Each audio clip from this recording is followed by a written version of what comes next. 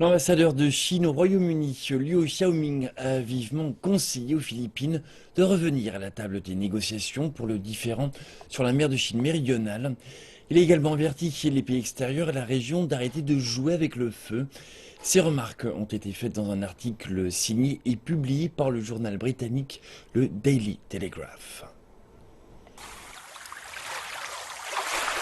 Rejet et non-participation, cela a toujours été la position de la Chine sur l'arbitrage de la mer de Chine méridionale unilatéralement entrepris par les Philippines. L'ambassadeur de Chine au Royaume-Uni, Liu Xiaoming, a défendu cette position dans un article disant qu'elle respectait la loi internationale. Liu a expliqué que les demandes faites par les Philippines semblaient seulement être liées à la topographie marine et aux différends sur la pêche, mais qu'elles sont inséparables de la souveraineté territoriale et de la frontière marine. Il a ajouté que la souveraineté territoriale n'entrait pas dans le cadre de la Convention de l'ONU sur le droit de la mer et que la Cour permanente d'arbitrage n'avait aucune juridiction pour juger l'affaire.